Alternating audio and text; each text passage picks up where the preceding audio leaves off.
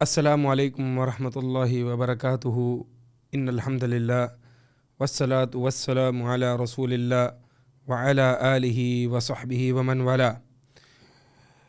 آپ کو پھر سے خوش آمدید اس سیریز اربعون النبویہ میں، جس میں ہم نبی علیہ الصلاۃ والسلام کی وہ مبارک اور اصولی اور جامع احادیث کا مطالعہ کر رہے ہیں جن کی بنیاد پر دین کے اہم اصول اور قواعد رکھے گئے ہیں، اور اس ایپیسوڈ میں ہم 36ویں یعنی 36 حدیث کور کریں گے، الحدیث السادس والثلاثون۔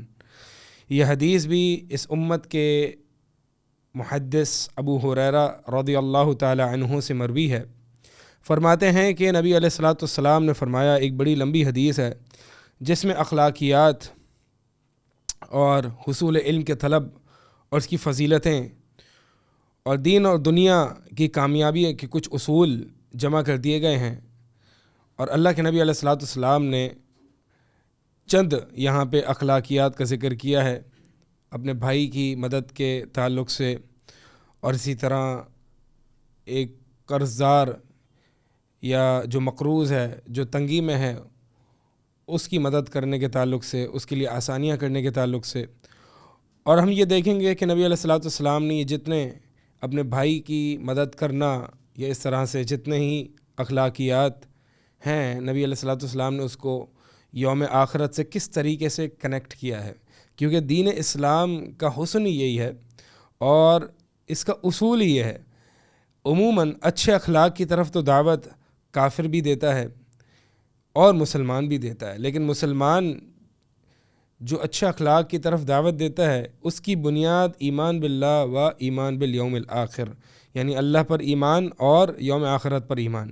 اس کا مطلب یہ ہوا کہ ایک مسلمان جو کہ اخلاق کا اظہار کرتا ہے اور اپنے بھائیوں سے اچھے طریقے سے ملتا ہے اور ان کی خدمات کرتا ہے اور ان کی مدد کرتا ہے، تو وہ اس وجہ سے کرتا ہے کیونکہ وہ اللہ پر ایمان رکھتا ہے اور اللہ سے ثواب کی امید بھی لگاتا ہے، اور یوم آخرت پر ایمان رکھتا ہے۔ اسے یقین ہے کہ کل کو میری ملاقات اللہ تعالیٰ سے ہوگی جس میں مجھے میرے کیے گئے اعمال کا بدلہ دیا جائے گا۔ یہی وہ اخلاق کی بنیاد ہے جو نبی علیہ الصلاۃ والسلام نے جن پر رکھی ہے۔ تو پڑھتے ہیں بسم اللہ کر کے، اللہ کا نام لیتے ہوئے۔ بڑی اہم حدیث ہے۔ اللہ کے نبی علیہ الصلاۃ والسلام فرماتے ہیں، من نفث عن مؤمن، جو ایک مومن کی تکلیف کو دور کرے گا، نفسہ اصل میں کہتے ہیں کہ راحت پہنچانا یا سکون پہنچانا۔ عموماً اس کا ترجمہ جو کیا جاتا ہے وہ تکلیف دور کرنے سے، لیکن ایک ہے نفس ینفس تنفیس، اور ایک ہے فرج یفرج تفریج۔ یہ دو عربی کے الفاظ ہیں، یعنی ایک ہوتا ہے کہ تکلیف کو ازالہ کرنا، تو تکلیف کا جب ازالہ کیا جاتا ہے تو اس کو کہتے ہیں تفریج، فرج یفرج سے۔ اور اگر تخفیف کی جائے، کمی کی جائے، تو اس کو کہتے ہیں تنفیس، یعنی نفس ینفس۔ یہاں پہ جو الفاظ ہیں، بہر دیگر روایات میں جو ہیں وہ ایک مومن سے تفریج القربات کا بھی ذکر ہے، یعنی تکلیفوں کو بالکل ہی کمپلیٹلی ازالہ کر دینا، اس کا بھی ذکر ہے۔ اور یہاں پہ جو الفاظ ہیں، نفس ینفس، من نفس عن مؤمن، جو شخص مومن سے دور کرے گا قربتاً تکلیف کو، تو یہاں پہ ازالہ بھی مراد ہو سکتا ہے اور تخفیف بھی مراد ہو سکتی ہے۔ یعنی مقصد یہ ہے کہ ایک مسلمان بھائی سے آپ جتنا حد الامکان ہو سکے، جتنی طاقت ہو، تکلیف کو اس کی کم کریں، اگر ممکن ہے تو بالکل ہی ازالہ کر دیں اللہ کے حکم سے۔ تو جو شخص ایک مومن سے دنیا کی تکالیف میں سے کسی تکلیف کو دور کرتا ہے، قربۃ من قرب الدنیا، دنیاوی تکالیف میں سے کسی ایک تکلیف کو یا کوئی بھی تکلیف کو دور کرتا ہے، نتیجے میں کیا ملتا ہے؟ نفس اللہ عنہ قربۃ من قرب یوم القیامہ، اللہ تعالیٰ جو ہے اس کی قیامت کے دنوں میں سے، قیامت کے دن کی تکالیف میں سے اس کی تکلیف کو دور کرے گا۔ یہ جو اہم قاعدہ ہے، الجزاء من جنس العمل، کہ جیسا عمل کرو گے ویسا بھرو گے، جیسا عمل کرو گے ویسا اجر پاؤ گے۔ یہ ایک دین کا بنیادی قاعدہ ہے۔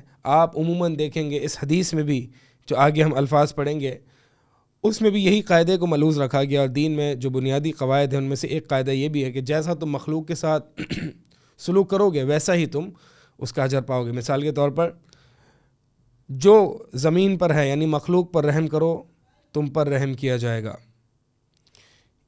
اور اسی طرح اگر تم تکلیف کو دور کرو گے تو تمہاری تکالیف میں سے جو ہے وہ اللہ تعالیٰ یوم القیامہ کی تکالیف کو دور کرے گا۔ ومن یسر علی معسر، اسی قاعدے کو آگے کنٹینیو کرتے ہوئے اللہ کے نبی علیہ الصلوۃ والسلام فرماتے ہیں کہ جو شخص یسرا مطلب آسان کرنا، علی معسر تنگ دست، یعنی تنگ دست حال شدہ شخص کے لیے آسانی پیدا کرنا، یسر اللہ علیہ فی الدنیا والآخرہ، اللہ تعالیٰ اس کے لیے آسانی کرے گا دنیا میں بھی اور آخرت میں بھی۔ آگے فرمایا ومن ستر مسلما سترہ اللہ فی الدنیا والآخرہ، جو ایک مسلمان کی پردہ پوشی کرے گا اللہ تعالیٰ اس کی دنیا میں بھی اور آخرت میں بھی پردہ پوشی کرے گا۔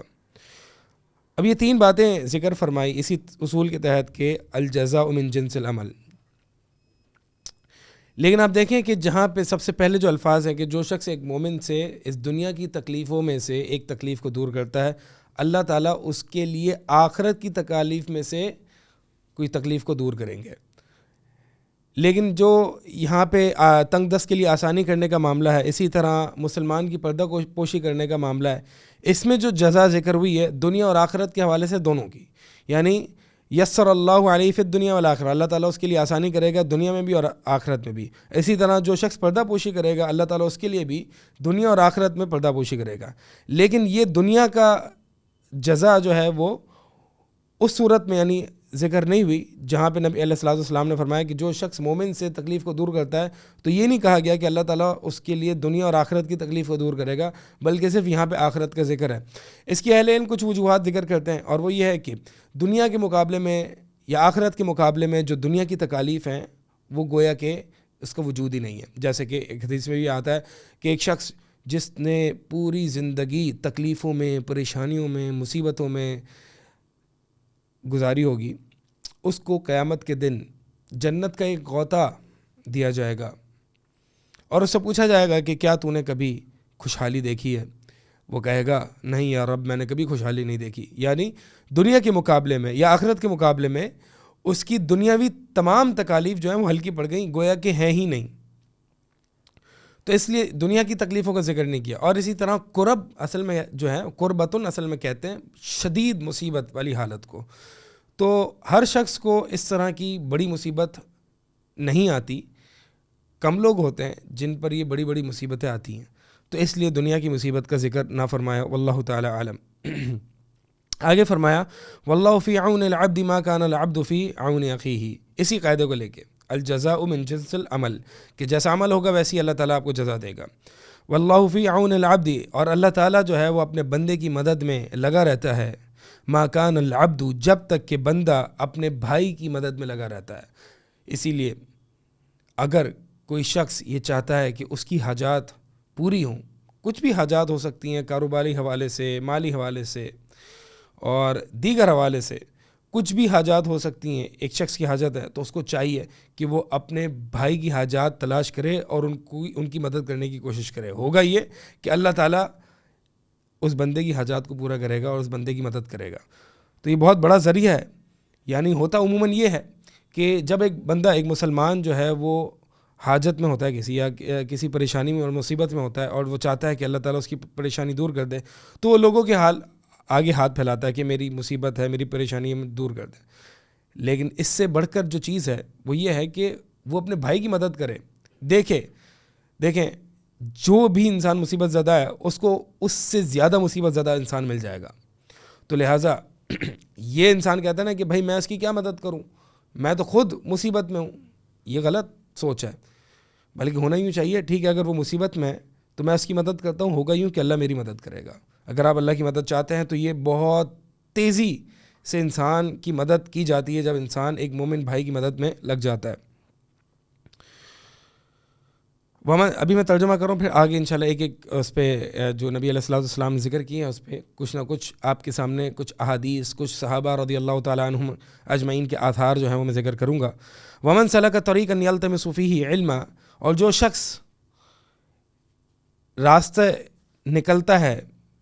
پہ نکلتا ہے یا راستہ پہ چلتا ہے، یلتمس فیہ علما، جس میں وہ علم حاصل کرنا چاہتا ہے، جس میں وہ علم حاصل کرتا ہے، سہل اللہ لہ بہ طریقا الی الجنہ، اللہ تعالیٰ اس کے لیے جنت کا راستہ آسان کر دیتا ہے۔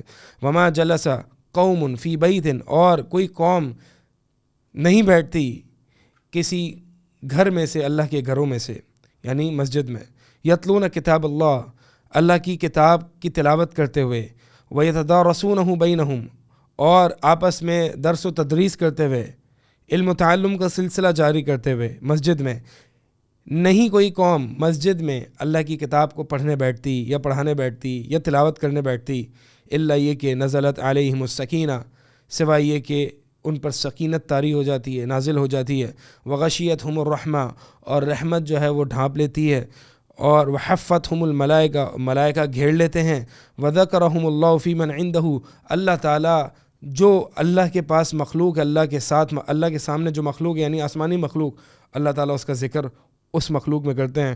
ومن بطأ بہ عملہ، اور جو شخص جس کا عمل پیچھے رہ گیا، لم یسرع بہ نصبہ، تو اس کا نسب اسے تیز نہیں کر سکتا، یعنی جو شخص عمل کرنے میں پیچھے رہ گیا اسے اس کا نسب جنت میں نہیں پہنچا سکتا، بلکہ عمل واحد ذریعہ ہے جو انسان کو جنت میں پہنچائیں گے۔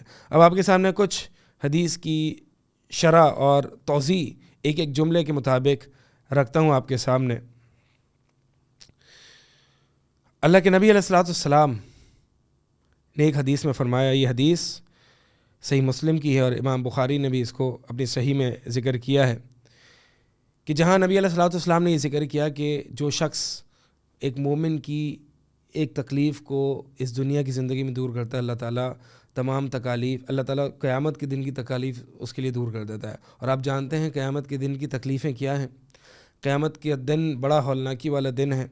قیامت کے دن کی تکلیفیں نبی علیہ الصلوۃ والسلام فرماتے ہیں، یجمع اللہ الاولین والآخرین، اللہ تعالیٰ اول سے لے کر آخر تک تمام انسانیت کو فی صعید واحد، ایک چٹیل میدان میں جمع کر لے گا، پوری انسانیت جمع ہوگی، اور پھر وہ لوگ ایک پکارنے والے کو سنیں گے اور ان کی نگاہوں کو تیز کر دیا جائے گا، وتدنو الشمس منہم، اور سورج ان کے قریب ہو جائے گا، فیبلغ الناس من الغم والکرب ما لا یطیقون ولا یحتملون، کہ لوگ اس وقت اتنے غمزدہ اور مصیبت میں ہوں گے جس کی وہ طاقت نہیں رکھ سکتے ہوں گے اور نہ ہی اس کا حمل کر سکتے، یعنی اٹھا سکتے ہوں گے اس مشقت کو۔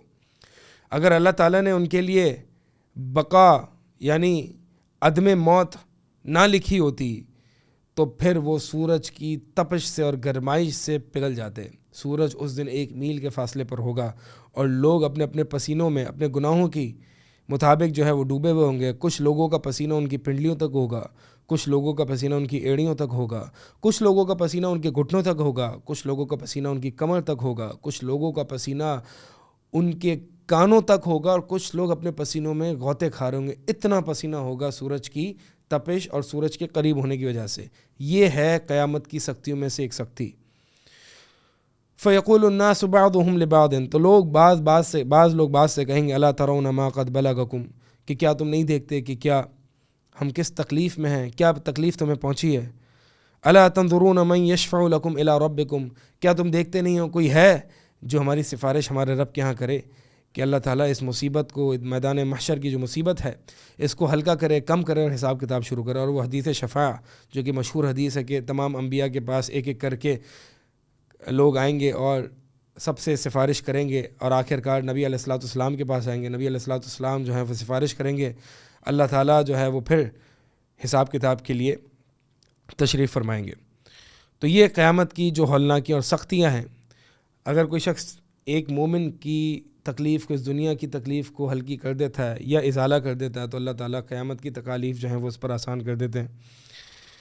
ایک اور مسند احمد کی حدیث ہے، نبی علیہ الصلوۃ والسلام فرماتے ہیں، عقبہ بن عامر رضی اللہ تعالیٰ عنہ کی حدیث ہے کہ ہر شخص جو ہے وہ اپنے صدقے کے سائے میں ہوگا جس دن، یہاں تک کہ حتی یفصل بین الناس، یہاں تک کہ لوگوں کے درمیان فیصلہ نہ کر دیا جائے، یعنی جس دن سورج کی تپش ہوگی اس دن ہر شخص جو ہے وہ جتنا صدقہ کیا ہوگا اللہ کی راہ میں اتنا ہی وہ اس دن جو ہے وہ اس کے سائے میں ہوگا۔ اور جو حدیث مشہور ہے جس میں 7 لوگ ہیں جنہیں اللہ تعالیٰ کے عرش کا سایہ نصیب ہوگا جس دن کوئی سایہ نہ ہوگا سوائے اس کے سائے کے، تو وہ بھی حدیث جو ہے وہ آپ لوگوں نے سنی ہوگی۔ پھر اس کے بعد جو حدیث میں الفاظ آتے ہیں کہ ومن یسر علی معسر، کہ جو شخص ایک تنگ دست پر آسانی کرتا ہے، یسر اللہ علیہ فی الدنیا والآخرہ، تو اللہ تعالیٰ اس کے لیے دنیا میں بھی آسانی کرتا ہے اور آخرت میں بھی آسانی کرتا ہے۔ تنگ دست مثال کے طور پر وہ مالی حوالے سے کمزور ہے یا مال کی اسے شدید ضرورت ہے، فائنینشیل کرائسس میں ہے، مقروض ہے، اگر تو قرض انسان یعنی اس شخص کی حالت یہ ہے، یعنی معسر نسل میں کہتے ہیں وہ شخص جو کہ مالی حوالے سے تنگ ہے یا مقروض ہے، تو 2 صورتیں ہو سکتی ہیں۔ اگر تو آپ نے کسی کو قرض دیا اور وہ مقروض ہے اور وہ تنگ دست حالت میں ہے، تو پھر آپ کو چاہیے کہ آپ اسے ایک مدت تک ایک مہلت دو، اور یہ مہلت دینا واجب ہے انسان پر، جیسے کہ قرآن میں آتا ہے وَإِنْ كَانَ ذُو عُسْرَةٍ فَنَظِرَةٌ إِلَىٰ مَيْسَرَةٍ، کہ اگر تو وہ تنگ دست ہے، تنگی میں ہے، مشکلات میں ہے، تو قرض دار کو چاہیے کہ وہ مقروض کو ایک مہلت دے ایک وقت تک، تو یہ مہلت دینا واجب ہے، جیسے کہ ابن رجب الحنبلی رحمہ اللہ فرماتے ہیں۔ تو ایک تو طریقہ یہ ہے اس پر آسانی کرنے کا کہ اس کو مہلت دی جائے، دوسرا طریقہ یہ ہے کہ اس پر قرض معاف کر دیا جائے۔ یہ ظاہر سی بات ہے، یہ زیادہ افضل ہے۔ بعض اوقات انسان معاف کر سکتا ہے، بعض اوقات نہیں بھی کر سکتا ہے، بہرحال انسان کی اپنی یعنی قرض دار کی اپنی سچویشن پہ ڈیپینڈ کرتا ہے۔ بنو اسرائیل میں ایک شخص تھا کہ جو تاجر تھا اور وہ لوگوں کو قرض دیا کرتا تھا اور اپنے امپلائیز یا اپنے لڑکوں سے کہا کرتا تھا کہ جاؤ دیکھو ان میں سے اگر کوئی تکلیف میں ہے، تنگ دست ہے، قرض ادا نہیں کر سکتا، تو پھر تجاوزوا عنہ، تو پھر ان سے درگزر کرنا، لعل اللہ ان تجاوز عنا، شاید کہ اللہ تعالیٰ، امید ہے کہ اللہ تعالیٰ ہم سے بھی تجاوز کرے گا، ہمیں بھی معاف کرے گا۔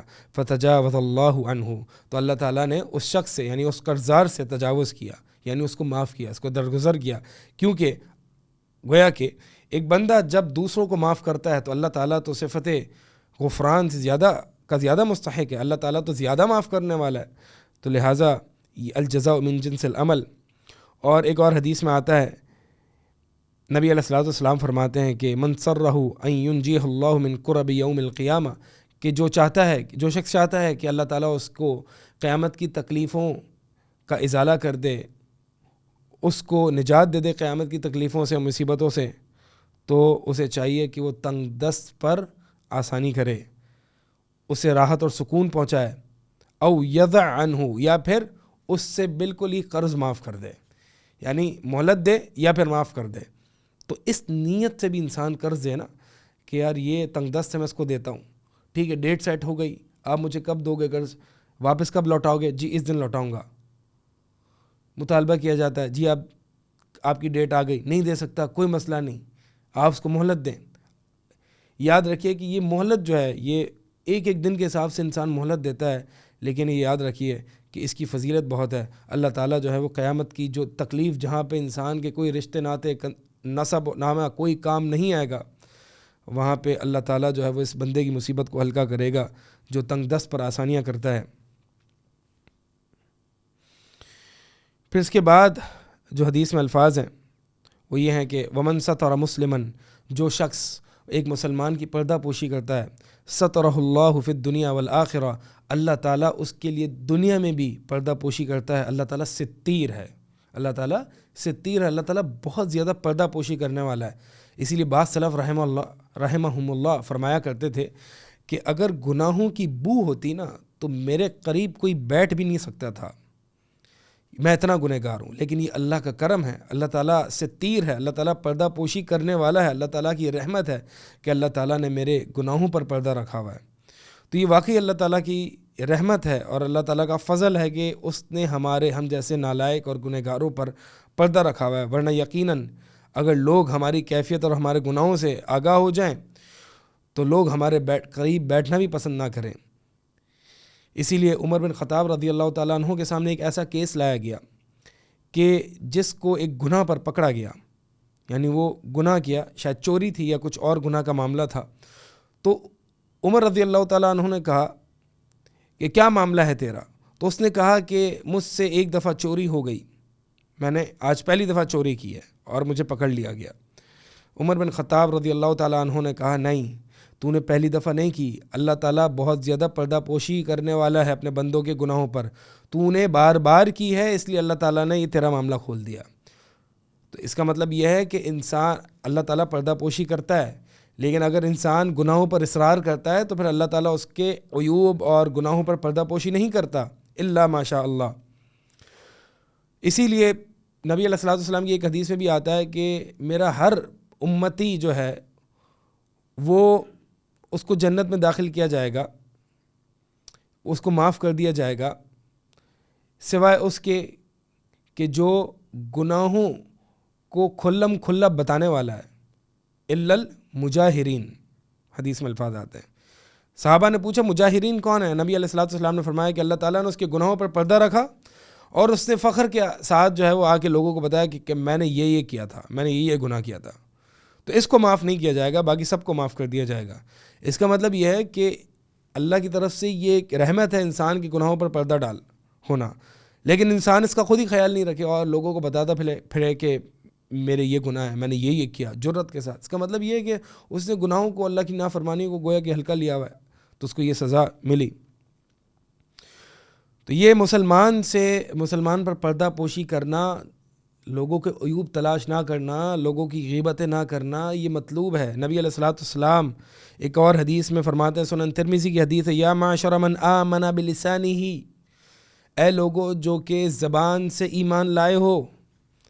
مقصد یہ تھا کہ دل میں بھی ایمان اتارو۔ کیسے اتاریں یا رسول اللہ؟ آگے آ رہا ہے کہ اے لوگو جو صرف زبان سے ایمان لائے ہو، ولم يدخل الایمان فی قلبہ، اور ابھی تک ایمان ان کے دلوں میں داخل نہیں ہوا۔ کیا کرنا ہے ایمان کو دلوں میں داخل کرنے کے لیے؟ کیا کرنا ہے؟ لا تغتاب المسلمین، مسلمانوں کی غیبت نہ کرنا۔ ایحب احدکم ان یأکل لحم اخیہ میتا فکرہتموہ، قرآن میں آتا ہے کہ کیا تم میں سے کوئی شخص یہ چاہتا ہے کہ اپنے مردار بھائی کا گوشت کھائے؟ نہیں نا، ناپسند کرتے ہو تم۔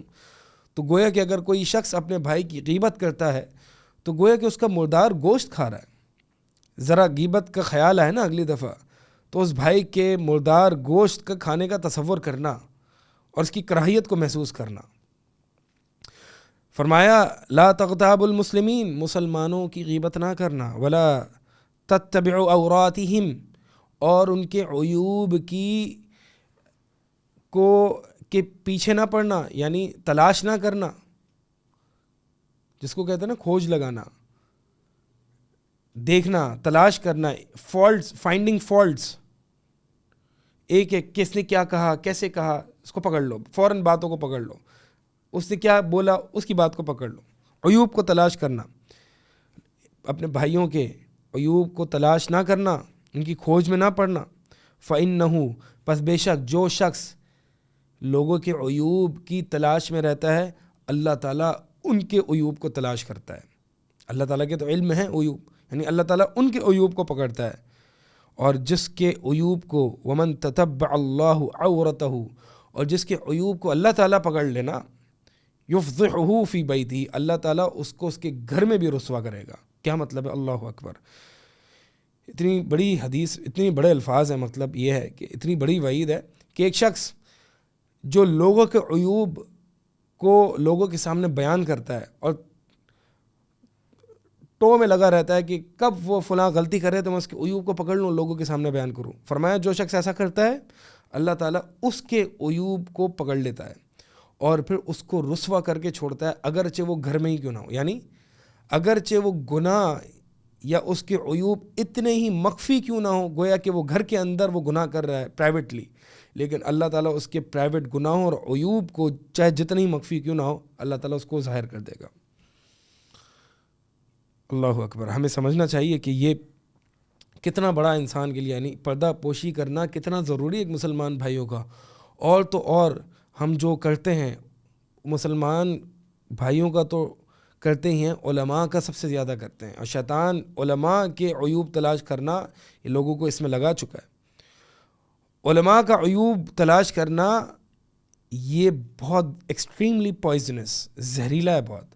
یہ عام مسلمان کے عیوب تلاش کرنے کی بابت بہت بڑا ہے، ایک عالم یا اسکالر یا ایک عالم دین کے عیوب اور غلطیوں کو تلاش کرنا. عالم دین جو ہے اگر اس کی غلطیوں کو تلاش کیا جائے تو معاملہ اور بھی زیادہ سنگین ہو جاتا ہے. اس کی وجہ یہ ہے کہ لوگ عالم دین سے جڑے ہوئے ہیں, لوگ اپنا دین کا علم اس عالم سے حاصل کرتے ہیں. اگر کسی شخص نے عیوب سب میں ہوتے ہیں, کوئی مسلمان پرفیکٹ نہیں ہوتا, کوئی انسان پرفیکٹ نہیں ہے, ہر بندہ خطا کار ہے سوا نبی علیہ الصلوۃ والسلام کے جو کہ معصوم ہیں. ورنہ تو عیوب تلاش کرنے میں اور بد کلامی کرنے میں لوگوں نے تو صحابہ رضی اللہ تعالی عنہم اجمعین کو نہیں چھوڑا, تو علماء تو دور کی بات ہے اور ایک عام مسلمان تو دور کی بات ہے. بہرحال ایک عالم کا عیب تلاش کرنا یہ دین کو بھی نقصان پہنچاتا ہے, لوگوں کو بھی نقصان پہنچاتا ہے, اور جو عیب تلاش کر رہا ہے اور بدگمانیاں کر رہا ہے اور غیبتیں کر رہا ہے اس کی اپنے دین کو بھی نقصان پہنچاتا ہے اور لوگوں کے دین کو بھی نقصان ہوتا ہے. اس کے ساتھ ساتھ یہ قاعدہ عمومی قاعدہ ہے, اس کے ساتھ ساتھ یہ بات بھی یاد رکھنی چاہیے کہ کچھ ایکسیپشنز ہیں. مطلب دو طرح کے لوگ ہیں, دو طرح کے ایسے لوگ ہیں جو کہ فسق و فجور کرتے ہیں یا گمراہیاں کرتے ہیں. ایک تو وہ شخص ہے کہ جس کا گناہ کا تعلق اس کے خلوت کے ساتھ ہے, ویسے نیک آدمی ہے, اچھا شخص ہے, لیکن گناہ ہو گیا اس سے اور کسی نے دیکھ لیا یا کسی کو پتہ چل گیا اس کا فلاں عیب, تو اس کا عیب لوگوں میں اچھالنا یہ حرام ہے. بلکہ اگر نصیحت کی جائے تو پرائیویٹلی نصیحت کی جائے اکیلے میں اس کو. لیکن اگر ایسا شخص ہے کہ جو فاسق ہے, کھلم کھلا گناہ کرتا ہے, تو اللہ کی حدود کو قائم کرنے کے لیے اس کے عیب کو معلوم کیا جا سکتا ہے. جیسے کہ نبی علیہ الصلوۃ والسلام نے ایک عورت کے لیے ایک شخص کے صحابی کو بھیجا کہ جاؤ پوچھو اس سے, اگر وہ زنا کا اقرار کر لے تو پھر اس پر حد قائم کرنا, یعنی اس کا جو گناہ ہے اس سے اس کی کھوج لگاؤ, اس سے پوچھو کہ اس نے کیا یا نہیں کیا. تو حد قائم کرنے کے لیے ایک فاسق ہے تو اس کے فاسق کے ہونے کے, یعنی وہ خود کھلم کھلا کر رہا ہے اور لوگوں کو بھی اس سے نقصان پہنچ رہا ہے, تو اس پر کھلا انکار کرنا کچھ شرائط کے ساتھ جو ہے وہ جائز ہے. اسی طرح اگر کوئی مثال کے طور پر ایک لوگ اس کو کسی شخص کو عالم سمجھتے ہیں اور وہ لوگوں میں دین کی غلط تعبیرات کر کے لوگوں میں گمراہیاں پھیلا رہا ہے, تو اس کے لیے بھی انسان اہل علم نے کھلم کھلا اس شخص کے خلاف رد کرنا اور اس کی جو گمراہیاں ہیں لوگوں کے سامنے واضح کرنے کی اجازت دی ہے. اور اس کے لیے دلیل تو کیا, اس کے لیے آپ ہمارا اسلامک لٹریچر پڑھ لیں, کلاسیکل اسکالرشپ پڑھ لیں, علماء عقائد کی کتاب پڑھ لیں. اہل علم نے گمراہ کن لوگوں اور ان سے منتسبین جو علم والے ہیں ان پر رد کیا ہے عقائد کے باب میں. تو یہ کتابیں بھری پڑی ہیں اسلامک اسکالرشپ میں. اس کے لیے کوئی میں آپ کو ایک آدھ دلیل نہیں بلکہ بے شمار اس پہ باتیں کی جا سکتی ہیں. پھر آگے نبی علیہ الصلوۃ والسلام نے فرمایا واللہ فی عون العبد, اللہ تعالیٰ اپنے بندے کی مدد میں رہتا ہے کرتا رہتا ہے جب تک کہ بندہ اپنے بھائی کی مدد کرتا رہتا ہے. اس کا مطلب یہ جہاں ایک مسلمان اپنے بھائیوں کی مدد کرنا چھوڑ دیتا ہے اللہ تعالیٰ اس کی مدد کرنا چھوڑ دیتا ہے. اللہ تعالیٰ اپنے بھائی کی مدد کرنے میں لگا رہتا ہے. اسی لیے حسن بصری رحمہ اللہ نے اپنے کچھ سٹوڈنٹس کو ایک کسی بھائی کی ضرورت کو پورا کرنے کے لیے بھیجا اور کہا کہ راستے میں فلاں شخص ہے, یعنی راستے میں تم جاؤ تو ثابت البنانی, یہ بڑے تابعی ہیں, ان کے پاس جاؤ اور ان سے کہو کہ ان کو بھی اپنے ساتھ ملا لو. تو جب وہ گئے ثابت رحمہ اللہ کے پاس, کہا کہ حسن بصری رحمہ اللہ نے ہمیں حکم دیا کہ آپ کو بھی ہم ساتھ لے چلیں, ایک مسلمان بھائی کی حاجت ہے, اس کی ضرورت ہے, ہم پورا کرنے جا رہے ہیں. تو انہوں نے کہا نہیں میں تو ابھی فی الحال عبادت میں ہوں, اعتکاف میں ہوں, اور میں ابھی فی الحال جو ہے وہ نہیں آ سکتا. تو حسن بصری رحمہ اللہ نے جب پتہ چلا تو انہوں نے کہا کہ تم جانتے نہیں ہو کہ تمہارا اپنے بھائی کی ضرورت کو پورا چلنے اور اپنے بھائی کی حاجت کو پورا کرنا یہ تمہارے لیے حج سے بھی بہتر ہے, تم جانتے نہیں ہو. تو پھر ثابت رحمہ اللہ کے پاس گئے اور ثابت رحمہ اللہ کو یہ بات سمجھ میں آئی. اس کا مطلب یہ ہے کہ ایک طرف ہے نفلی عبادات, انسان کی پرائیویٹ عبادات ہیں, اور ایک طرف ہے کہ جہاں پر کسی بھائی کی شدت حاجت, کوئی مصیبت میں ہے, کوئی تکلیف میں, اس کی حاجت کو پورا کرنا ہے. تو یہاں پر جو ہے وہ یہ چیز فوقیت رہ جاتی ہے، یعنی فوقیت لے جاتی ہے بھائی کی مدد کرنا.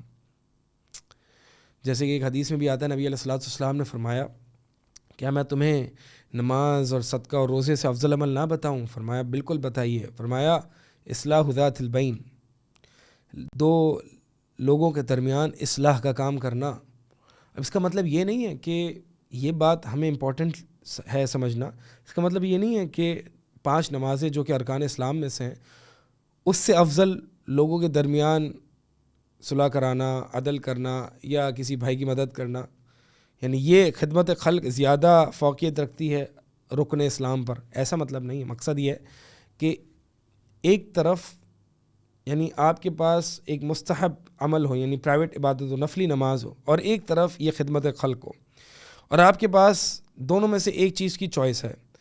یا تو آپ اس وقت اللہ کی نفلی عبادت کر سکتے ہیں، نماز پڑھ سکتے ہیں نفلی طور پر، یا پھر وہ مسلمان بھائی جس کو آپ کی ضرورت ہے، وہ تکلیف میں ہے، آپ اس کی مدد کر سکتے ہیں. دونوں میں سے آپ کو ایک چوز کرنا ہے. اگر دونوں ہو سکتے ہیں تو پھر تو ظاہر سی بات ہے نماز زیادہ افضل ہے، اور پھر یہ بھی ہے.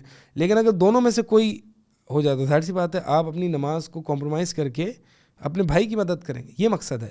یہ مقصد نہیں ہے کہ نماز جو ہے وہ جنسی یعنی بحیثیت جنس خدمت خلق سے زیادہ امپورٹنٹ ہے. بہت سے لبرلز جو ہیں وہ اس طرح کی احادیث کو لوگوں میں عام کرتے ہیں اور کہتے ہیں کہ نہیں دیکھیں ہیومینٹی اور خدمت خلق، حقوق العباد یہ زیادہ امپورٹنٹ ہے حقوق اللہ سے. یہ بالکل غلط تعبیر ہے اسلام کی، کیونکہ حدیث میں آتا ہے ایک انسان نماز تارک صلاح جو ہے وہ کفر کرتا ہے. من ترک الصلاۃ فقد کفر، جس نے نماز چھوڑی اس نے کفر کیا. اسی طرح بنیادی ارکان 5 پلرز آف اسلام میں سے ایک نماز اقامت صلاح ہے. لیکن کسی عالم نے یہ نہیں کہا کہ اگر کوئی شخص اپنے بھائی کی مدد نہیں کرتا تو وہ کافر ہو جائے گا. نہیں، یہ نہ دین اسلام کا رکن ہے.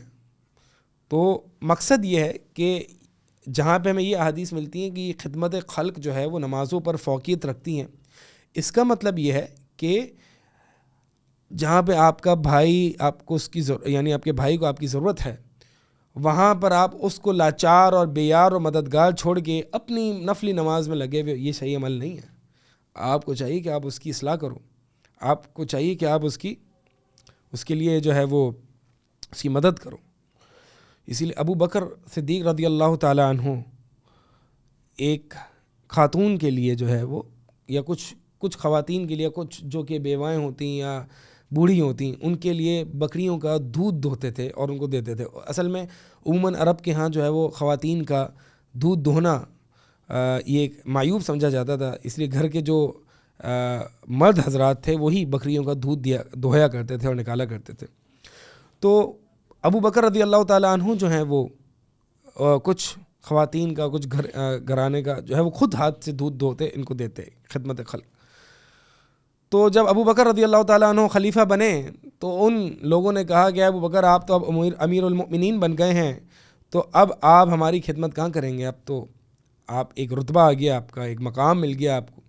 کہا نہیں، اللہ کی قسم ہم ابھی بھی ویسے ہی آپ کی خدمت کریں گے. تصور کر سکتے ہیں ابو بکر رضی اللہ تعالیٰ عنہ امیر المؤمنین، مسلمان ریاست کے امیر اور ہیڈ اور لیڈر، بکری کا دودھ دہو رہے ہیں ان خواتین کے لیے کہ جو یہ کام نہیں کر سکتی. اللہ اکبر. یعنی ان حدیث پر عمل کرتے ہوئے کہ جو اپنے مسلمان بھائی کی مدد کرنا، مسلمان بھائی کی مدد کرنا کا مراد یہ نہیں ہے کہ جب وہ ان نیڈ ہو، جب وہ حاجت مند ہو تبھی آپ اس کی مدد کریں، بلکہ یہ تب بھی ہو سکتا ہے مثال کے طور پر کہ عمومی طور پر جیسے کہ دودھ دھونا. اب دودھ دینا یہ کوئی بہت زیادہ شدت حاجت نہیں ہے، تو ایسا نہیں ہے کہ مثال کے طور پر ایمرجنسی ہے، ٹھیک ہے، لیکن ابو بکر رضی اللہ تعالیٰ عنہ کر رہے ہیں. اسی طرح عمر بن خطاب رضی اللہ تعالیٰ عنہ جو ہیں وہ کچھ بیواؤں عورتوں کے لیے رات کو پانی لے جایا کرتے تھے. ایک مرتبہ طلحہ رضی اللہ تعالیٰ عنہ نے دیکھا عمر بن خطاب رضی اللہ تعالیٰ عنہ ایک بڑھیا خاتون کے گھر رات کو پانی لے کے تشریف لائے ہوئے. طلحہ رضی اللہ تعالیٰ عنہ کو تھوڑا سا تجسس ہوا، تو وہ صبح جو ہے وہ ان خاتون کے گھر پہ گئے جہاں پہ عمر بن خطاب رضی اللہ تعالیٰ عنہ گئے تھے، اور ان سے کہا کہ یہ شخص جو ہے وہ کیوں آتے ہیں آپ کے پاس؟ تو پورا قصہ دہرایا کہ یہ شخص جو ہے وہ کافی ٹائم سے ہمارے پاس پانی لے کے آیا کرتے ہیں، کیونکہ ہم جو ہے وہ یہ پانی اتنا دور سے نہیں لا سکتے وغیرہ، یعنی ہماری خدمت میں. تو طلحہ رضی اللہ تعالیٰ عنہ جو ہیں وہ اپنے آپ کو ڈانٹنے لگے کہ اے طلحہ، مسلمانوں کے عیوب تلاشی اور ان کے عیوب کو تلاش کرنا چھوڑ دے. مقصد یہ ہے کہ آپ دیکھیں یہ عمر بن خطاب رضی اللہ تعالیٰ عنہ، تو لوگوں کی خدمت کرنا، لوگوں کی مدد کرنا یہ بہت مطلوب ہے. آپ سلف صالحین صحابہ کے قصے دیکھیں آپ، اور بھی بہت. امام مجاہد جو کہ عبداللہ بن عباس رضی اللہ تعالیٰ عنہما کے شاگرد ہیں اور مفسر قرآن ہیں، وہ کہتے ہیں کہ میں عبداللہ بن عمر رضی اللہ تعالیٰ عنہ کی سفر میں صحبت اختیار کی تاکہ میں ان کی خدمت کر سکوں، لیکن ہو الٹا گیا کہ وہ میری خدمت کر رہے تھے. یعنی عبداللہ بن عمر رضی اللہ بڑے صحابی ہیں اور امام مجاہد یہ تابعی ہیں. اسی لیے بعض سلف کہتے ہیں کہ جب ہم سفر میں ایک دوسرے کے ساتھ جاتے تو ہم یہ شرط لگاتے تھے کہ میں آپ کی مدد کروں گا، میں آپ کی خدمت کروں گا. وہ کہتے نہیں میں آپ کی خدمت کروں گا. ان کو پتہ ہے کہ ایک مسلمان بھائی کی خدمت کرنا کتنا باعث اجر ہے، کیونکہ اللہ تعالیٰ اس بندے کی خدمت میں لگا رہتا ہے نا. اگر میں چاہتا ہوں کہ اللہ تعالیٰ میری خدمت کرے، اللہ تعالیٰ میری مدد کرے، اللہ تعالیٰ میرے مسائل کو حل کرے، تو مجھے چاہیے میں لوگوں کے مسائل کو حل کروں. یہ بہترین نسخہ آپ کو دے کے جا رہا ہوں، نبی علیہ الصلوۃ والسلام نے دیا، میرا اپنا نہیں ہے. بہترین نسخہ ہے کہ جو شخص چاہتا ہے کہ اللہ اس کی مدد کرے، اسے چاہیے کہ لوگوں کی مدد کرنا شروع کر دے. آپ دیکھیں اللہ کی مدد کیسے نازل ہوتی ہے. ایک موقع پر، صحیح بخاری صحیح مسلم کی حدیث ہے، ایک موقع پر انس بن مالک رضی اللہ تعالیٰ عنہ فرماتے ہیں کہ ہم نبی علیہ الصلوۃ والسلام کے ساتھ تھے ایک سفر میں. ہم میں سے کچھ روزے دار تھے اور کچھ روزے سے نہیں تھے. ہم ایک جگہ جو ہے وہ گرمی کی شدت کی وجہ سے ایک جگہ ہم نے پڑاؤ ڈالا، اور ہم میں سے جو ہے وہ اکثر جو سایہ لینے والے تھے، یعنی ان جن کے پاس چادریں تھیں انہوں نے اپنی چادروں سے سایہ لیا. بعض لوگ جو ہے دھوپ اتنی سخت تھی، بعض لوگ اپنے ہاتھوں سے سایہ لے رہے تھے، اپنے آپ کو سایہ دے رہے تھے.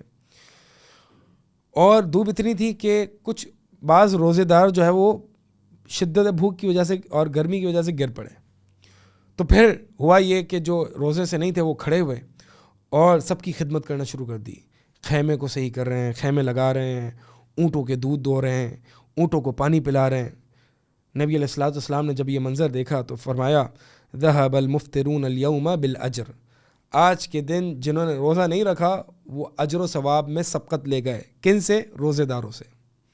اب دیکھیں یہاں پہ لوگوں کی خدمت کر رہے ہیں، وہ خدمت خلق، یہ بہت ضروری ہے. آگے فرمایا ومن سلک طریقا یلتمس فیہ علما، اور جو شخص ایسے راستے پر چلتا ہے جس میں وہ علم تلاش کرتا ہے، علم حاصل کرنے کے لیے علم حاصل کرتا ہے، اللہ تعالیٰ اس کے لیے جنت کے راستے کو آسان کر دیتے ہیں. اب یہ جو تحصیل علم یعنی علم کا حصول ہے، یہ اہل علم فرماتے ہیں کہ دو طرح سے ہو سکتا ہے. ایک حصول حسی ہے، یعنی فزیکلی چل کے جانا، علماء کے پاس، علماء کے قدموں میں بیٹھ کے علم حاصل کرنا.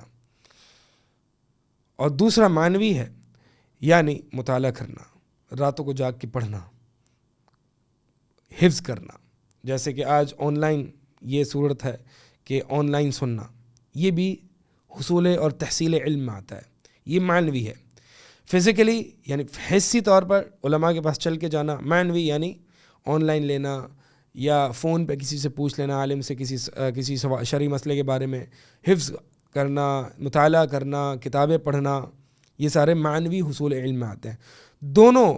دونوں طریقے حصول علم کے اس حدیث کی فضیلت میں شامل ہیں. یعنی جو شخص علم کے راستے پر چلتا ہے ان دونوں طریقوں سے، حسی اور معنوی، تو اللہ تعالیٰ اس کے لیے جنت کا راستہ آسان کر دیتے ہیں. راستہ آسان کرنے کا مطلب یہ ہے کہ اللہ تعالیٰ اس کو عمل کی توفیق دے دیتا ہے، اور پھر جب عمل کی توفیق آ جاتی ہے تو پھر جنت کا راستہ آسان ہو جاتا ہے.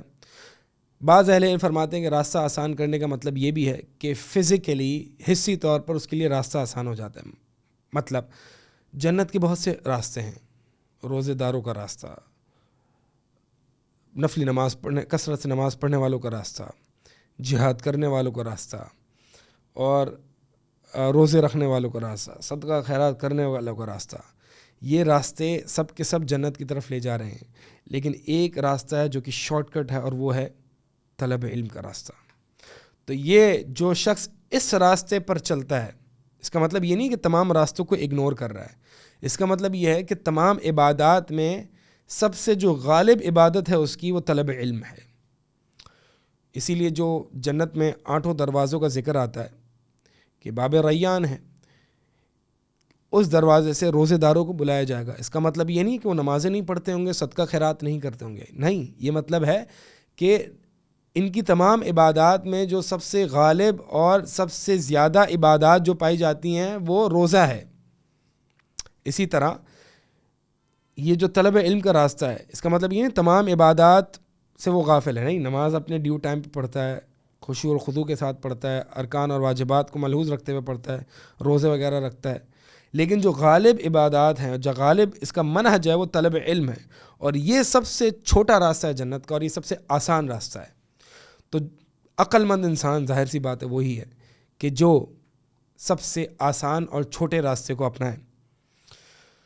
تو علم کی فضیلت کے اعتبار سے بہت ساری احادیث ہیں جو کہ آپ نے سنی بھی ہوں گی. مقصد یہاں پر یہ ہے کہ یہ ایک بڑی فضیلت ہے کہ اللہ تعالیٰ ایک طالب علم کے لیے جنت کے راستے کو آسان کر دیتا ہے. بعض اہل علم نے یہ بھی فرمایا کہ جنت کا راستہ ایسے بھی آسان ہوتا ہے. مثال کے طور پر کوئی شخص جو علم حاصل کرنے نکلتا ہے، اللہ تعالیٰ اس کو وہ علم بھی دے دیتا ہے جو وہ حاصل نہیں کرتا، اور پھر اس کو عمل کی توفیق بھی دے دیتا ہے. تو یہ مراد ہے جنت کا راستہ اس کے لیے آسان ہونا. بہرحال یہ سارے معانی جو ہیں وہ اس میں شامل ہیں. اور یہ جو علم ہے نا، یہ بڑی عزیز چیز ہے، بڑی ویلیوبل چیز ہے. اور نبی علیہ الصلوۃ والسلام نے فرمایا کہ ایک وقت آئے گا کہ یہ علم اٹھ جائے گا. تو صحابہ نے پوچھا کہ یعنی یہ کیسے اٹھ جائے گا علم؟ حالانکہ قرآن ہمارے پاس ہے، ہم قرآن پڑھتے پڑھاتے ہیں، اور ہم اپنے اولاد اور بچوں اور بیویوں کو پڑھاتے ہیں. کیسے یہ اٹھے گا؟ مطلب ہم تو منتقل بھی کر رہے ہیں، خود بھی پڑھ رہے ہیں، قرآن بھی موجود ہے، کیسے اٹھ جائے گا علم؟ نبی علیہ الصلوۃ والسلام نے فرمایا کہ یہ تورات اور انجیل تمہارے سامنے اہل کتاب کے پاس ہے. کیا تم نہیں دیکھتے؟ ان کے پاس بھی تو انجیل اور تورات ہے نا. علم ہے کیا؟ نہیں، علم نہیں ہے. تو اسی طرح ہماری اس امت میں بھی علم اٹھا لیا جائے گا. عبادہ بن صامت رضی اللہ تعالیٰ عنہ اس حدیث کو روایت کر کے کہتے ہیں، اگر تم چاہو تو میں تمہیں بتاؤں کہ سب سے پہلا علم جو اٹھایا جائے گا وہ کون سا ہوگا. فرمایا کہ الخشوع، خشوع وہ علم ہوگا جو سب سے پہلے اٹھایا جائے گا. اور خشوع کہتے ہیں فرار القلب الی اللہ، کہ دل کا فرار ہو جانا اللہ کی طرف، تعظیما لہو وحبا لہو، اللہ کی تعظیم کرتے ہوئے، اللہ سے محبت کرتے ہوئے، وفزعا من عذابہ، اور اللہ تعالیٰ کے عذاب سے ڈرتے ہوئے اللہ کی طرف فرار ہونا، اللہ کی طرف مائل ہونا، محبت کرتے ہوئے، تعظیم کرتے ہوئے. یعنی یہ ایک عمل قلب ہے، یہ ایک عمل قلب ہے. اس کا مطلب یہ ہے کہ علم جو ہے وہ 2 طرح کے ہوتے ہیں. علم جو ہے اس کے 2 طرح کے ہوتے ہیں. ایک وہ علم ہوتا ہے جو کہ دل پر اثر انداز ہوتا ہے، جو کہ دل کو افیکٹ کرتا ہے، جو کہ دل پر اثر انداز ہوتا ہے. اور یہ وہ علم ہے العلم باللہ، اللہ کا علم، اللہ کے اسماء و صفات کا علم. توکل علی اللہ، اللہ تعالیٰ سے اللہ پر توکل کرنا، اللہ سے امید باندھنا. الخشیۃ من اللہ، اللہ سے خشیت اختیار کرنا، اللہ تعالیٰ سے ڈرنا. یہ ایک تو وہ علم ہے. دوسرا علم وہ ہے کہ جو صرف زبانوں پر ہے، دل پر نہیں ہے. اور یہ اللہ کی حجت ہے اس بندے پر. یعنی یہ علم جو ہے وہ اس بندے پر حجت ہے کہ اس کو علم ملا تھا، عمل نہیں کیا تھا، اس لیے اس کو اوندھے منہ جہنم میں ڈال دیا جائے گا. جیسے کہ نبی علیہ الصلوۃ والسلام نے فرمایا القرآن حجت لک او علیک او کما قال، کہ قرآن جو ہے وہ یا تو تیرے لیے دلیل ہے یا تیرے خلاف دلیل ہے. تیرے لیے دلیل کب ہے؟ جب تو اس کا علم حاصل کرے اور تیرا دل اس سے نرم ہو اور تیرے دل میں یہ علم اترے. اور تیرے خلاف کب دلیل ہے؟ کہ تو اس کو پڑھتا تو تھا، سمجھتا تو تھا، لیکن عمل نہیں کرتا تھا. تو یہ تیرے خلاف بھی دلیل ہے. آگے فرمایا وما جلس قوم فی بیت من بیوت اللہ، کہ کوئی قوم اللہ کے گھروں میں سے کسی گھر، اللہ کا گھر کون سا ہے؟ مسجد. یعنی کسی مسجد میں کوئی قوم جمع نہیں ہوتی، نہیں بیٹھتی، جس میں وہ اللہ کی کتاب پڑھتی ہے، تلاوت کرتی. یتلون کتاب اللہ، یہاں پہ 2 چیزیں ذکر ہوئی ہیں. اللہ کی کتاب تلاوت کرنا آگے آیا، وَيَتَدَارَسُونَهُ، اور درس و تدریس کرنا، علم و تعلم. یعنی ایک ہے تلاوت قرآن اور ایک ہے دراست قرآن. ان 2 علوم کا ذکر اس حدیث میں آیا ہے. یعنی کوئی قوم ان 2 علوم کو حاصل کرنے کے لیے کسی مسجد میں جمع نہیں ہوتی، کون سا؟ تلاوت قرآن، اور دوسرا دراست قرآن، یعنی قرآن کا دراسہ کرنا، علم و تعلم حاصل کرنا، معانی کو سمجھنا، غور و فکر کرنا، تفسیر کا علم حاصل کرنا۔ اس کا مطلب اس سے اہل علم لیتے ہیں کہ مثال کے طور پر ایک عموماً لوگ جمع ہوتے ہیں اور قرآن کی تلاوت کوئی پڑھ رہا ہوتا ہے اور لوگ سنتے ہیں، یہ بھی لے سکتے ہیں۔ یہ بھی لے سکتے ہیں کہ ایک قرآن کی تلاوت کر رہا ہے اور قاری جو ہیں وہ ان کی تلاوت کو صحیح کر رہے ہیں، تلاوت سیکھنا۔ اسی طرح یہ بھی، یعنی یہ سارے معانی لیے جا سکتے ہیں کہ عموماً قرآن کا حلقہ لگا ہوا ہے، سب کا ایک آواز میں پڑھنا، یہ اہل علم اس کو بدعت کا ہے۔ لیکن مقصد یہاں پہ یہ ہے کہ ایک شخص تلاوت کر رہا ہے اور وہ سن رہے ہیں، غور و فکر کر رہے ہیں، اپنا ایمان تازہ کر رہے ہیں، یہ بھی ہو سکتا ہے۔ جیسے کہ عموماً مجموعے میں تقاریب میں ہوا کرتا ہے کہ ایک شخص جو ہے وہ جیسے کہ مدارس کی جو سالانہ تقاریب ہوتی ہیں اس میں بیوت میں اللہ کی مسجد میں بیٹھ کے جو ہے وہ ایک شخص تقریب کا آغاز کرتا ہے، اس میں قرآن کی تلاوت ہوتی ہے، لوگ سنتے ہیں، یہ بھی اس میں شامل ہے۔ یتلون کتاب اللہ، یہ بھی شامل ہے کہ تجوید سکھائی جا رہی ہے، قرآن کی قراء سکھائی جا رہی ہے، کوئی شخص پڑھ رہا ہے اور دوسرا قاری جو ہے وہ اس کی خطاؤں کی اصلاح کر رہا ہے، یہ بھی ہو سکتا ہے۔ اور علم و تعلم یعنی تفسیر کا علم بھی ہو سکتا ہے۔ تو یہ دونوں کام کوئی قوم نہیں کر رہی ہوتی کسی مسجد میں بیٹھ کر، لیکن اللہ تعالیٰ اس پر سکینت نازل کرتا ہے۔ سکینت کیا ہوتی ہے؟ یعنی دل پر اطمینان اور سکون، دل پر اطمینان اور سکون ہوتا ہے۔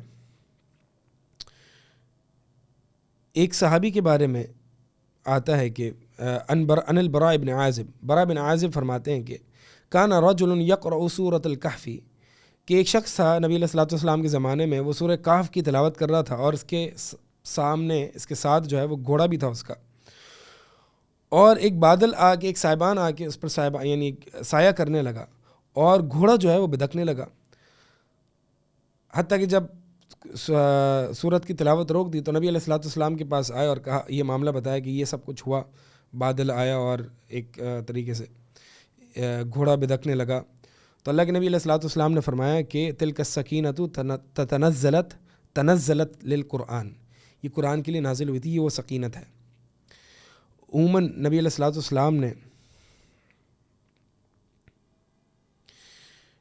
ایک حدیث میں آتا ہے کہ ابو ہریرہ رضی اللہ تعالیٰ عنہ فرماتے ہیں کہ نبی علیہ الصلوۃ والسلام فرمایا، ان للہ ملائکۃ یطوفون فی الطرق، کہ اللہ تعالیٰ کے کچھ فرشتے ہوتے ہیں کہ جو راستوں میں چکر لگا رہے ہوتے ہیں، چل رہے ہوتے ہیں، گھوم رہے ہوتے ہیں، یلتمسون اہل الذکر، اور وہ جو ہے وہ ان لوگوں کو تلاش کر رہے ہوتے ہیں کہ جو اللہ کا ذکر کر رہے ہوں، یعنی قرآن حدیث پڑھنا پڑھانا ہو رہا ہو۔ جیسے کہ صحیحین کی حدیث میں بھی ایک آتا ہے کہ نبی علیہ الصلوۃ والسلام نے فرمایا کہ ان للہ ملائکۃ یطوفون فی الطرق، کہ اللہ کے لیے کچھ خاص ایک فرشتے ہیں جو راستوں میں چکر لگاتے ہیں، راستوں میں گھومتے ہیں، یلتمسون اہل الذکر، جو کہ اہل الذکر کو تلاش کرتے ہیں۔ اہل الذکر یعنی جو کہ اللہ کا ذکر کرنے والے ہیں، قرآن اور حدیث کی علم و تعلم، جیسے کہ ہم نے ابھی پڑھا کہ یتلون کتاب اللہ ویتدارسونہ بینہم، کہ آپس میں جو لوگ کتاب اللہ کا تدارس کرتے ہیں، پڑھتے پڑھاتے ہیں، تو اہل الذکر سے مراد یہ وہ لوگ ہیں جو کہ اللہ کا ذکر کرتے ہیں، جو کہ اللہ تعالیٰ کی برائی بیان کرتے ہیں، جو کہ علم و تعلم کے لیے بیٹھے ہیں۔ فَإِذَا وَجَدُوا قَوْمًا يَذْكُرُونَ اللَّهَ، تو جب یہ جو ملائکہ ہے ایسے لوگوں کی تلاش میں رہتے ہیں، جب یہ پا لیتے ہیں کچھ ایسے لوگ جو کہ اس طرح سے اللہ کا ذکر کر رہے ہیں۔ یہاں پہ ایک بات بتاتا چلوں کہ اہل الذکر کے الفاظ جو ہے وہ کئی احادیث میں آئے فضیلت کے اعتبار سے۔ اس سے مراد اہل الذکر یعنی ذکر کرنے والے، جو کہ ہم عموماً انڈیا اور پاکستان میں جس طریقے اور کیفیت سے لوگ یہاں پہ ذکر کرتے ہیں، اجتماعی طور پر ذکر کرنا اور ذکر کے لیے خاص تسبیحات وغیرہ کے لیے جمع ہونا، یہ نبی علیہ الصلوۃ والسلام کی سنت سے ثابت نہیں ہے، بلکہ اہل الذکر یعنی ذکر قرآن میں، قرآن کو بھی کہا گیا ہے، حدیث کو بھی کہا گیا ہے، اور یعنی یہ ذکر پورا دین ہے۔ اِنَّا نَحْنُ نَزَّلْنَا، کہ ہم نے جو ہے یہ آپ کی طرف ذکر اتارا ہے، وَإِنَّا لَهُ لَحَافِظُونَ، اور ہم ہی اس کی حفاظت کریں گے۔ تو یہاں پہ ذکر سے مراد جو ہے وہ صرف قرآن نہیں بلکہ قرآن حدیث ہے، پورا دین ہے۔ تو مراد یہ ہے کہ جو دین کو پڑھنے پڑھانے والے لوگ ہیں، یہ وہ لوگ ہیں کہ جن کی تلاش میں فرشتے رہتے ہیں، اور فرشتے جب ایسے لوگوں کو پا لیتے ہیں تو کہتے ہیں کہ ہلم الی حاجتکم، آ جاؤ تمہاری جو جس چیز کی تلاش تھی، جو تمہاری حاجت تھی اس طرف آ جاؤ، تو وہ پوری ہو چکی ہے۔ اور پھر کیا کرتے ہیں یہ ملائکہ اس گروہ میں آتے ہیں اور اپنے پروں سے جو ہے وہ آسمان دنیا تک ڈھانپ لیتے ہیں، یعنی ان لوگوں کو اپنے پروں سے ڈھانپ لیتے ہیں، اور آسمان دنیا تک جو ہے وہ اتنی بڑی مخلوق ہوتی ہے اللہ تعالیٰ کی، ان کے پر جو ہیں وہ آسمان دنیا تک جاتے ہیں، اور ان سے ان کا رب پوچھتا ہے کہ ما یقول عبادی، میرے بندے کیا کہتے ہیں، کیا کر رہے ہیں میرے بندے؟ ملائکہ جواب دیتے ہیں یسبحونک و یکبرونک و یحمدونک و یمجدونک، کہ اللہ یہ تیری بڑائی، تسبیح اور تحلیل یعنی لا الہ الا اللہ، توحید وغیرہ یہ سب بیان کر رہے ہیں، یعنی تیرے بارے جو بھی علم پڑھایا جاتا ہے اس میں ہر علم میں تسبیح تمجید اللہ کی بڑائی ہوتی ہے، اللہ کی تسبیح ہوتی ہے، جیسے کہ توحید کا علم ہے، توحید کے علم میں تسبیح ہے، بڑائی بیان کی جا رہی ہوتی ہے، اللہ تعالیٰ کی عظمت بیان کی جا رہی ہوتی ہے، اللہ تعالیٰ کی تسبیح ہوتی ہے، تمجید ہوتی ہے۔ تو اللہ تعالیٰ ان سے پوچھتا ہے ملائکہ سے کہ حل رعونی، کیا انہوں نے مجھے دیکھا ہے؟ کہا نہیں، لا واللہ، اے اللہ انہوں نے تجھے نہیں دیکھا۔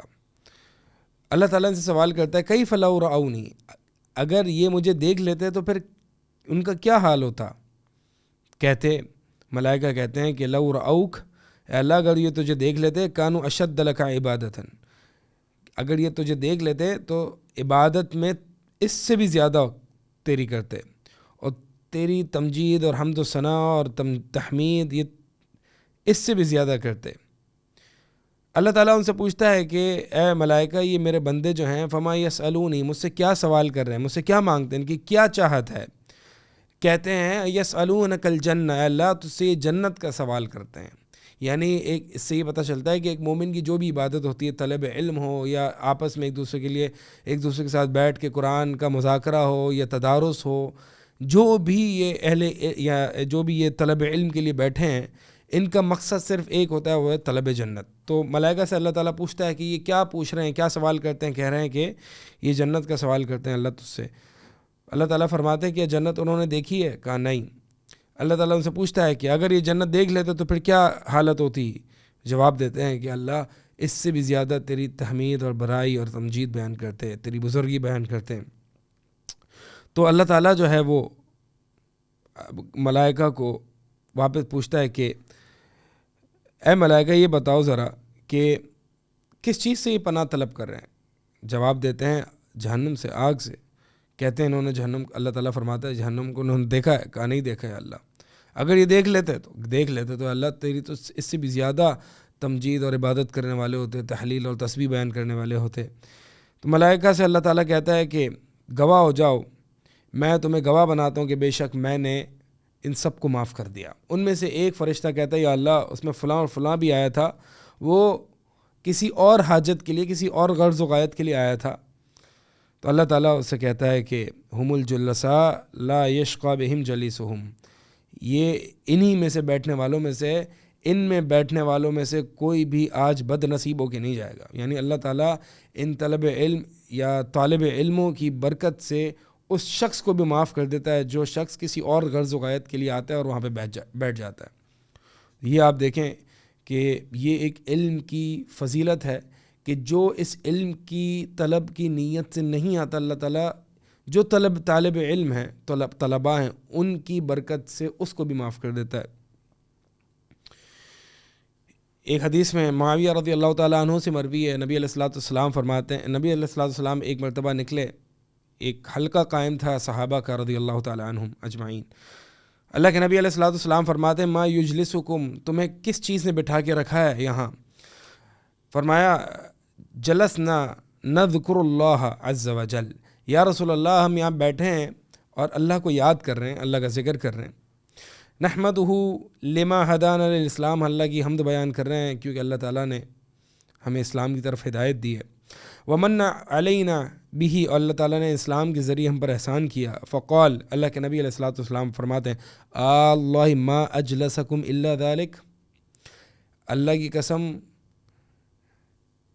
کی قسم یہ بتاؤ کہ کیا واقعی تم اس نیت کے علاوہ، اس غرض و غایت کے علاوہ اور کسی وجہ سے نہیں بیٹھے، یعنی تم بیٹھے ہو صرف اللہ کے لیے، صرف علم حاصل کرنے کے لیے، اللہ کا ذکر کرنے کے لیے. قالوا اللہ ما اجلسنا الا ذلک، ہمیں طلب علم کے علاوہ اور کسی چیز نے نہیں بٹھایا، اللہ کی قسم.